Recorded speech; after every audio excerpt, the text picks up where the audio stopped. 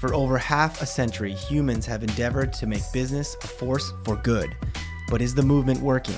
Or is it time to explore a new path forward? Welcome to Less Talk, More Action. We are your hosts, Joel Caesar and Owen Barrett, experts in clean energy, net zero real estate, decarbonization, and entrepreneurship. In each episode, we ask provocative questions and share stories from the front lines of sustainability with leaders in science, tech, and business taking real action to design a cleaner, better future. Thanks for joining the conversation. Now, let's get to work.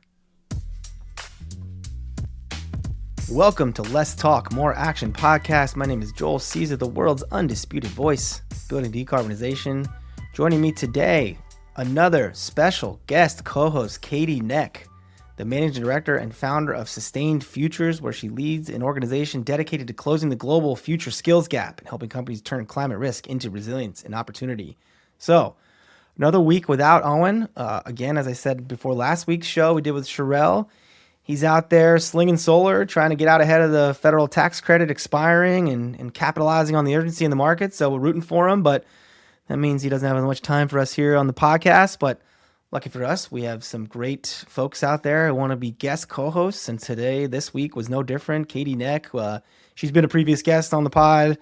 We love her story, found her story, saw a problem, built a company to solve it. She's already pivoting and adjusting and evolving with the world of AI. So we're going to talk about it on the show, but she started out doing like what she'd call the green skills gap. And now it's also including AI, which of course is smart. And that's what startups do. They can pivot quickly. And we talked a lot about using AI tools and how companies that aren't are falling behind, but that's more nuanced than even the way I just said it. So you're going to learn a lot when you dig into the show and see how she's using it and how my company is using it. So with that, let's dive into a great conversation with Katie Neck.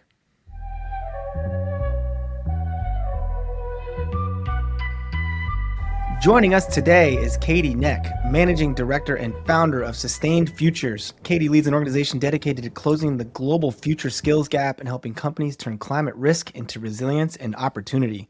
Her journey began in elite sport while working in Formula One. She witnessed a typhoon at the Japanese Grand Prix that shut down operations and exposed how vulnerable even the most advanced industries are to extreme weather.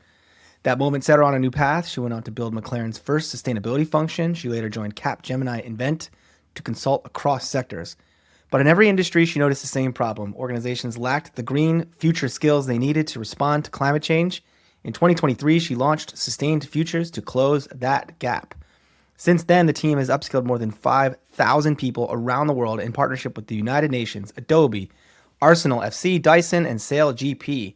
Her leadership has earned her recognition as the 2024 Barclays Outstanding Entrepreneur. So, Katie, welcome back to Let's Talk More Action. Thank you, Joel, so much for having me. It's great to be back. Well, you're a repeat guest, and it's a little bit of a special show we're doing today. Again, my co-host, Owen, he is out there selling solar and getting installed, and in a fascinating turn of events in America's economy right now in clean energy, the expiration of the federal ITC, which is coming soon, has really been a boon for Owen's business. So he's too busy to do the podcast, but lucky for us, we get Katie here to be my co-host in residence, and you're more interesting and more fun than Owen. So we're going to dive right in. Katie, welcome. Brilliant. It's great to be back, and that's so exciting. Like, we need more renewable energy, so I'm really pleased that it's booming.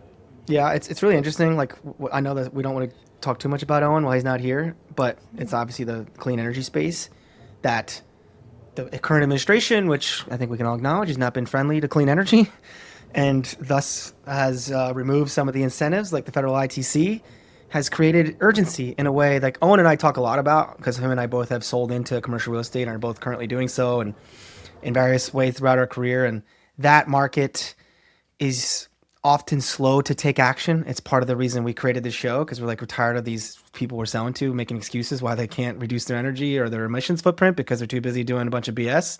But turns out pulling an incentive that had been hanging out there for years has now stimulated a bunch of action. So I don't know, maybe there's a lesson learned here. Yeah, absolutely. I think it's super interesting, like with the wider world events that are happening, people are starting to really understand how reliant we are as a population on fossil fuels, and how the insecurity of relying on that is, headline news every single day. So the urgency is definitely there. It's something that people have been talking about for such a long time. And, with increased compute power, increased AI usage, there is more demand for electricity. And, if we are using renewable and clean energy sources, then the resilience can be stronger, and we can actually own things for ourselves rather than having to rely on a very complicated political supply chain. Yeah, well said. Well, one of the things Owen and I have been thinking about in terms of this podcast is how we've enjoyed the episodes the most when there are folks like yourself who've come on who are currently building companies, started companies, building companies. I don't know, do you know the podcast How I Built This? It's kind of a famous NPR podcast, not about sustainability, but about starting companies in general. So we really want to lean into this, the How I Built This for clean tech, like being what this podcast is known for. So in that regard, what we love about you coming back is you've been on the show before, and you told us about what you were doing, and now you're back. And of course, the world changes, especially in the world of a startup founder, I'm sure, what you're going to tell us. So um, let's start with, before you tell us what's happening new, for those who are joining, because we are the fastest growing sustainability podcast in the world. We've got lots of new audience who may not have seen or heard your first show. Tell us a little bit about Sustained Futures, why you started it, what it was set out to do, and then maybe we can transition into what the future holds. Okay, absolutely. Hi to the new listeners. It's great to have you here, and you're definitely going to learn so much from subscribing, which you should do right now to the Nice. podcast.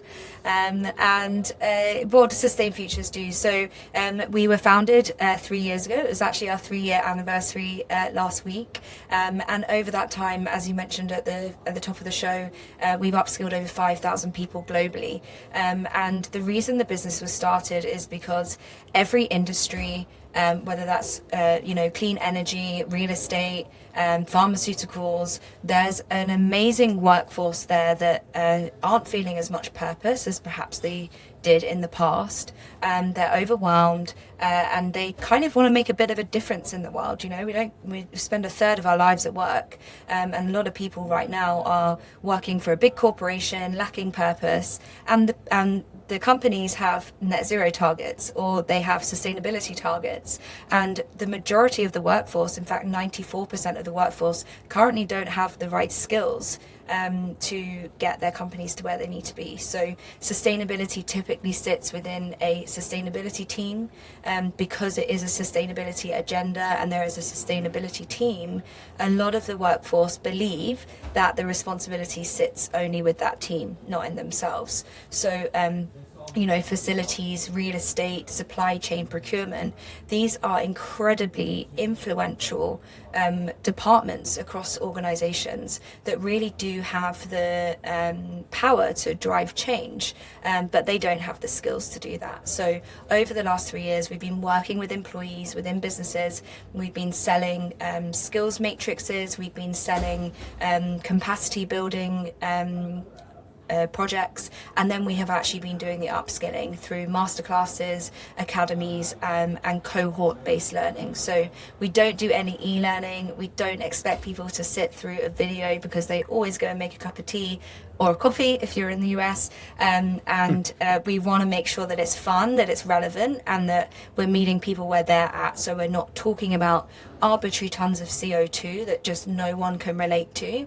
and putting slides on a screen. We really want to meet them where they're at and let them know how much influence they have in their roles. It's fascinating stuff, and it's really interesting how you were on the show and you talked about everything you just described, and I'm sure on that episode, and I'm going to say it again here, last year, now it's 2 years ago now, I worked for a company called Block Power. It was a climate tech startup based and founded in New York City that was trying to do a number of things, but it was like this climate action meets climate justice. They were trying to install heat pumps mainly in low-income housing, but another business function they were doing was workforce development, because they saw in that endeavor to install a crazy number of heat pumps, which they made their commitment to, there wasn't enough people to install them. And the founder wanted to do this, again, climate justice related part of the company, and they were trying to do upskilling of ex-incarcerated folks to be heat pump installers. And then, interestingly enough, I'm sure Owen said this when you were on last time, and he's now expanded this. And I won't speak for him to exactly what's happening, but he's got some exciting stuff moving around his business, which is trying to get more people involved in installing solar, especially young people who may or should or should not go to college and are looking for the thing to do. And then we had this other guy on the show. I'm looking at him recently. He was on a couple weeks ago. He's a professor at a trade college outside of Chicago, and he's working a lot in the HVAC sector. So like, there's a lot of momentum towards we don't have enough people to work on this stuff. And you're working probably at the intersection of blue collar and white collar, like you described. A lot of this is these internal teams, and there's lots of white collar jobs that need to be upskilled, but also blue collar for sure. And I just love that you're someone, I remember loving this about your last episode. You're just someone, and this is like our favorite message we hear, and what we're really trying to celebrate on the show is like, stop complaining about someone should go do something. Hey, we need more people that have skills. Hey, there's not enough people in procurement that know what they're doing. I really wish somebody did something about that. The government should do a program where billionaires should create. It's like, nope. Katie goes and said, screw it. I'm going to start the company and I'm going to solve the problem. So tell us, how's it all going? Yeah, it's that, it was completely not deliberate, to be honest with you, Joel. It was just like, there's a gap here, like let's see what we can do. But you're absolutely right. And I think what's really important for the listeners to, understand is the context around this, that thinking about a career in sustainability or a green job or green skills, however you want to say it, has just got the wrong brand. There's so much money to be made in a purpose-led career. There are so many businesses that are transforming right now, and the skills are up for grabs. Like if you have green skills on your CV, or if you have experience in decarbonizing, that almost always unlocks cost savings. So like if you are literally able to do this, you are so employable. And your point around young people, I don't think they know this. I really don't think young people see careers in sustainability as commercially viable. And there is so much money to be made. Like, we're seeing it every day. New founders, new entrepreneurs. These jobs didn't exist 10 years ago, 5 years ago, in some cases. So really having those skills are so important. And, linking back to your point around at the beginning around energy security and that kind of thing, this is only going in one direction. So we can look at the signals, we can ignore the noise that's coming out of wherever it's coming out from. The signals are there. Businesses are investing in clean energy, businesses are investing in circularity. It's happening, and those businesses that are doing it are going to be the ones that survive. And this is thinking about future skills. So what does the future look like? We can't predict it, but we can upskill for the future that we want. And I think a lot of multinational organizations that are operating outside of the US, they might be HQ'd in the US but still operating outside the US, are on that trajectory. Europe's on that trajectory, Asia's on that trajectory. So it's only going in one direction, and I'm super excited about it. There are so many incredible jobs that are coming up, using AI monitoring to look at supply chains and working with the supply chain, having more transparency in a supply chain. This is kind of new to a lot of organizations. And if we've got the right data, if we've got the right ambitions, using AI and new technologies is only exciting. And there's no excuse. There's no reason why we shouldn't do that. We can use AI tools for so many amazing use cases now, and sustainability is an incredible use case because that team sits across all different functions. There's data coming from all different functions, and there's a real ambition, there's a real outcome that needs to be met. So the use case for using new technology and sustainability is phenomenal, and I am just so excited about it. And as I'm going on this journey, Joel, of building this business, I am finding so many incredible people, building such an amazing network of purpose-led leaders that are really driving change, and it's just so inspiring. It really is. Yeah, sounds like it. Well, you and I spoke a little bit before the show, so I'm gonna tee you up here on what's new for Sustained Futures. I work at a AI native software company called Cambio, and we help large commercial real estate organizations do exactly what you just described.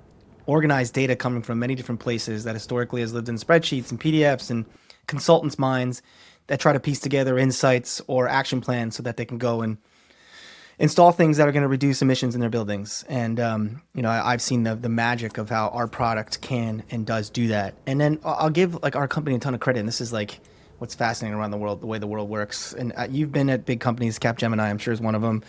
I've been at a number of big firms, and I've worked in government. And I think we recently had a company offsite, and we went to London, and we all got together because we're kind of we're a remote mostly company, and we don't get together much. And the founders really were just leaning in, saying we're going to give everyone the best enterprise version of Claude, and we're going to encourage the most experimentation in everything you do at this company. Like no matter what it is, if we're talking to our clients and we're trying to think about ways we innovate for them, or just trying to innovate our own internal processes, or you're trying to make yourself better, the founders like, do it. We have to be so fast and nimble using the best products on earth because that's how the companies are going to win in this environment.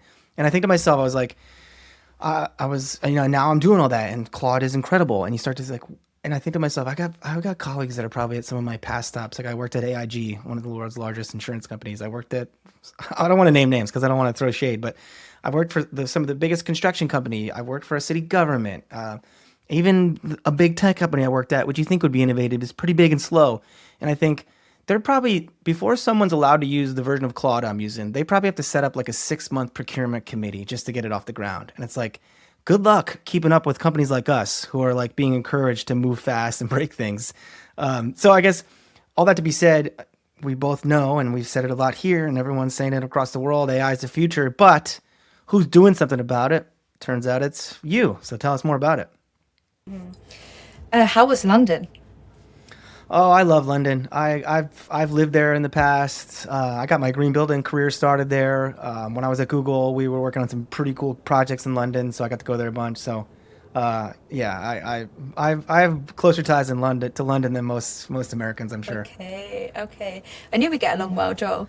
Because you're not there anymore. You're in Miami, right? I'm in Miami now, yeah. And listen, the UK government and the UK in general are just doing incredible things, especially around green buildings. The government is taking net zero super seriously. Again, look at the signals, not the noise. There might be headlines telling you something different, and campaigns to tell you that net zero is more expensive. It's just fake news. And I would say I am so pleased to hear that from your bosses. I'm doing exactly the same thing with my team. Every week we have a Claude upskilling session. For those of you that are listening right now, if you haven't heard of Claude, if you haven't downloaded Claude, go and do it. Like literally right now, go and do it. Listen to this podcast, go and get Claude. I have to say, this has completely transformed our business. It's completely transformed our mindset. This weekend in Miami, I was with the Anthropic team. Anthropic are the company that own Claude. And I just want to actually give some context to this, and a big, massive shout out to the Anthropic team that flew from San Francisco, came down to join us here in Miami. We hosted an impact lab with the local community. We had over 100 people turn up for free on a Saturday, and the brief was really clear. We're helping a non-for-profit organization, the Little Haiti Revitalization Trust, and we built them tools that they have already deployed into the trust. And we focused on this community particularly because they are currently experiencing climate gentrification. And for those that don't know, climate gentrification in Miami is a huge thing. Whether we call it that or not in other places around the world, this is what it is. It is the real estate in Miami that's on the coastal line, on the ocean front, is not able to be insured because of rising sea level. For me, that's a signal. That is a signal that the industry is moving. Insurance companies see the risk of climate change, and they are not insuring these multi-million-dollar properties.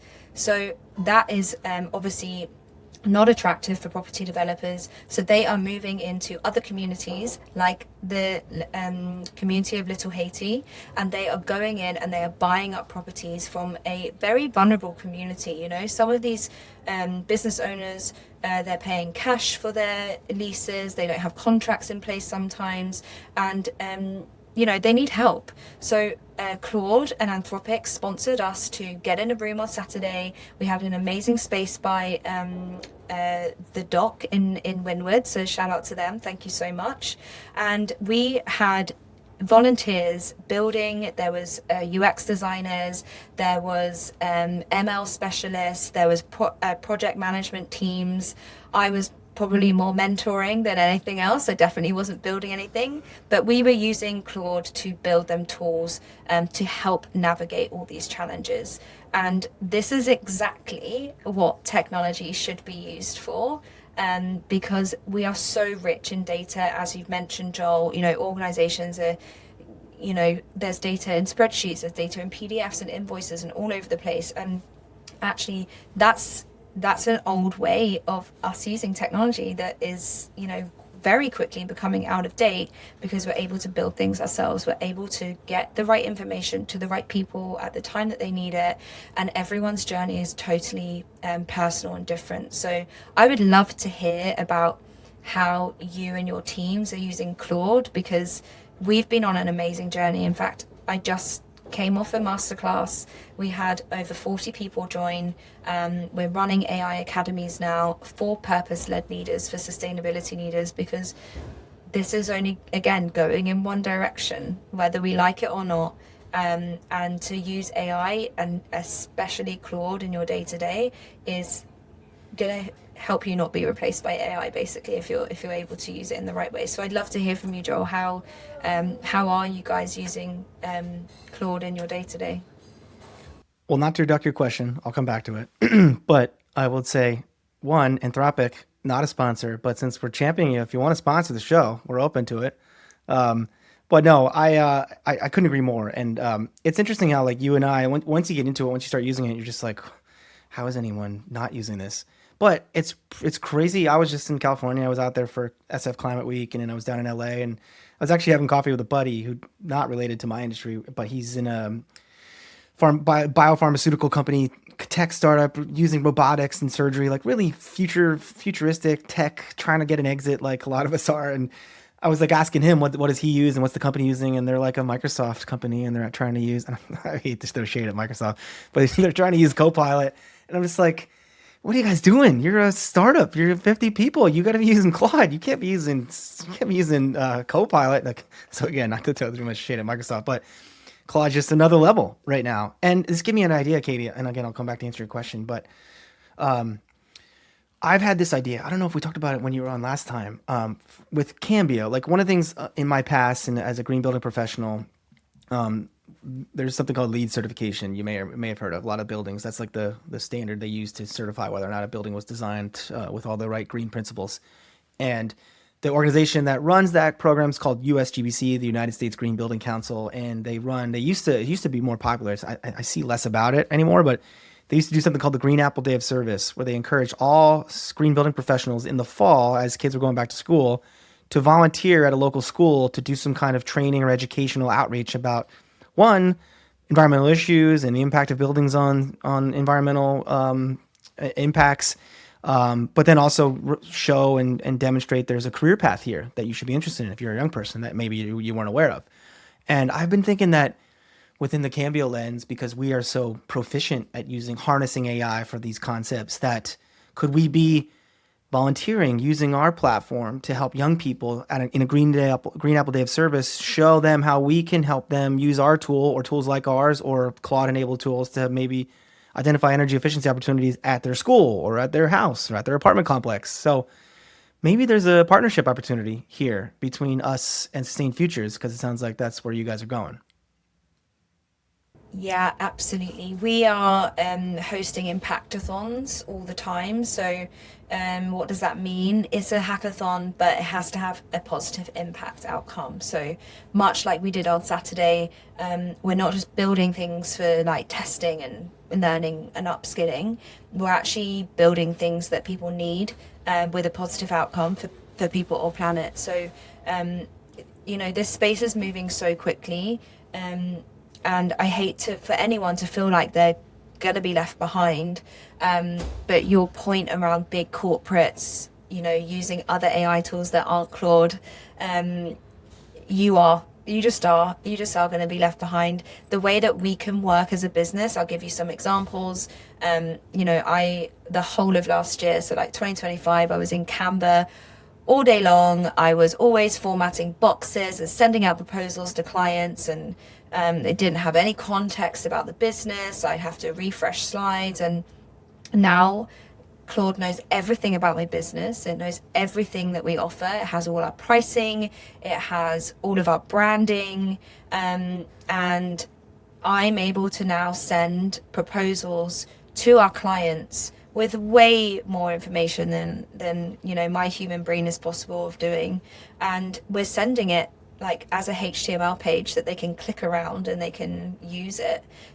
Like, this isn't a PDF. This is already making us stand out. So we've already got an advantage over our competitors just from that very, very small, very much more efficient innovation that we've been used to in the past. So please, if you're listening, download Claude, go and use it. If your company is not allowing you to use it, go and push harder on that door, because the limits to what this can do is just our mindsets, in my opinion.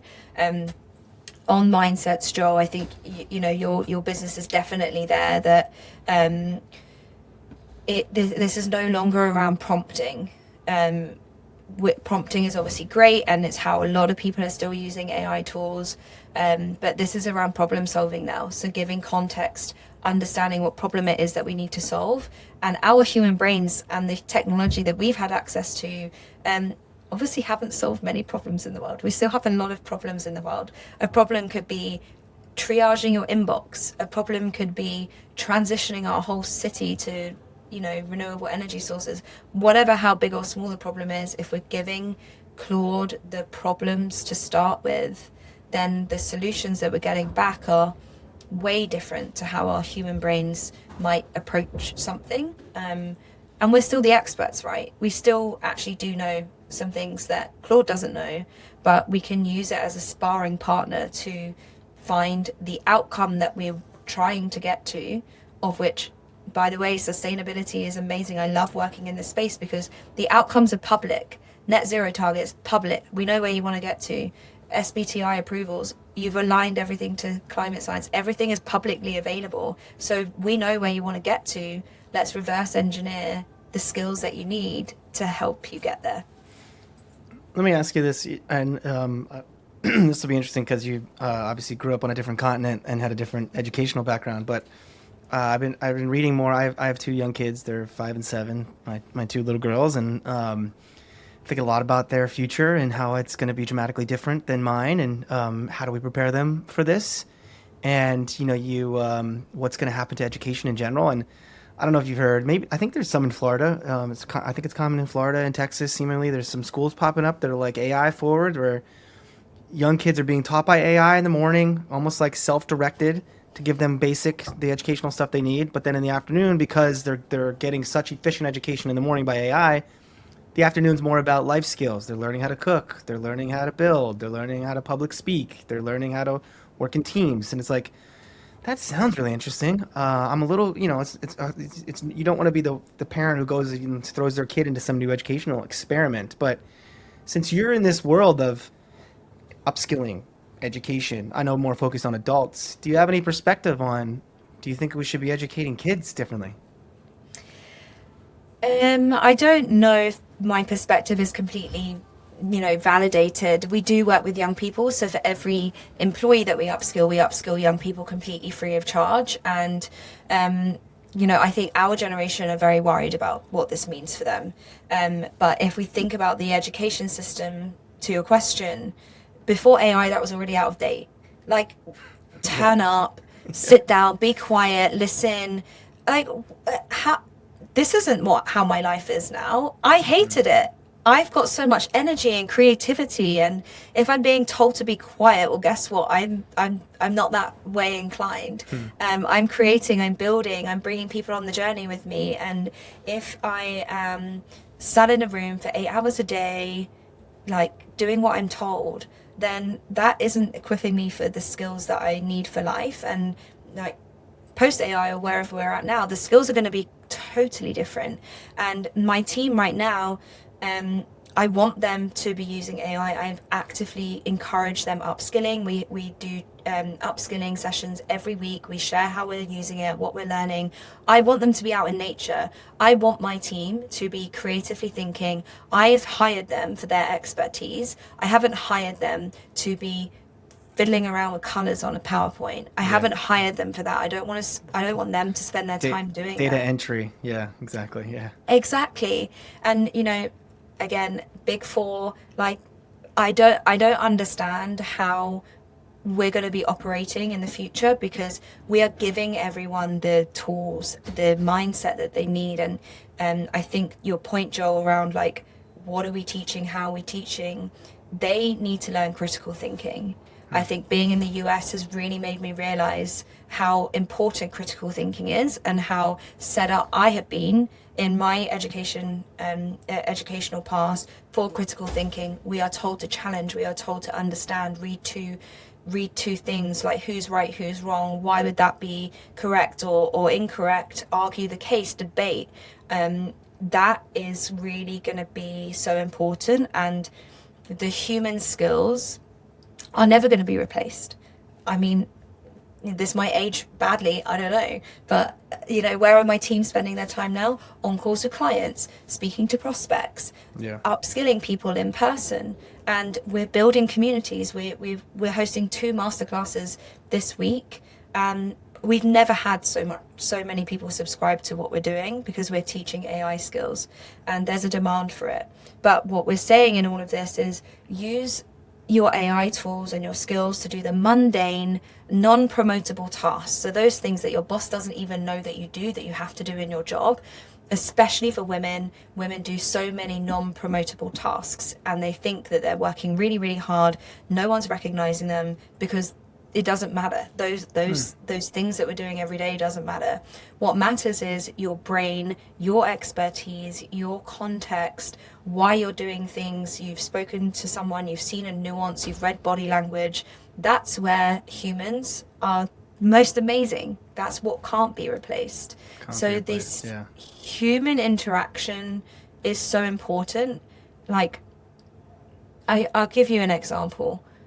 With our notifications, with all the apps that we use, our smartwatches, like, we are so overwhelmed. Our nervous systems are literally at breaking point. Well, now is the time to change that. It really is. We can build things for ourselves, the way that we work, the way that we want to work. We can, this dopamine addiction, we're all guilty of it. Kids especially, they don't even know what life is without that.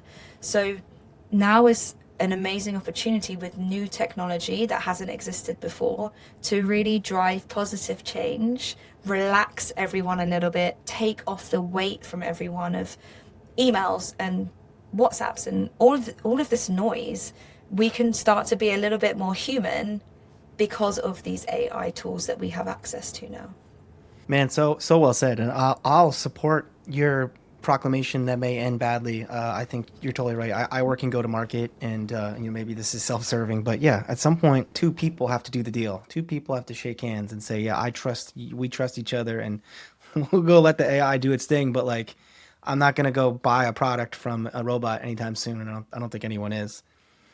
Well, Katie, this has been fascinating. I can't believe how fast it's gone having you on. And again, like I said, we're gonna continue to bring you back and learn about the journey, and we're gonna be supporting you, and maybe even talking partnerships. But let's wrap up here, if you don't mind, on the typical way we like to wrap up the show, which is to say, look, sustainability, environmentalists, too much focus on things going wrong, all the downsides, but we like to focus on optimism. So, Katie, you've answered this before on the show, but what continues to give you hope for the future? I am so hopeful, because people are being very open-minded to what AI can unlock for them. I'm so optimistic and hopeful for what I saw on Saturday. That was people turning up for free, offering their services, volunteering. How can I help to build things for non-for-profits? That would have never happened, I think, even 6 months ago, to be honest with you. The way that it happened there, the magic in the room, it was incredible. And people were even more happy to help, because they knew that it was leading to some kind of purpose and some kind of outcome. So Right now, Joel, I am probably the most optimistic, probably annoying people at the moment. I'm just so excited. I am so optimistic about the future. Nothing annoying about optimism. So keep it coming, Katie. Well, we wish you the best. Before I wrap up here, what do we plug? How do we sustain futures? What's the website? People following your journey? Where's the best place to send them? Sustainfutures.com.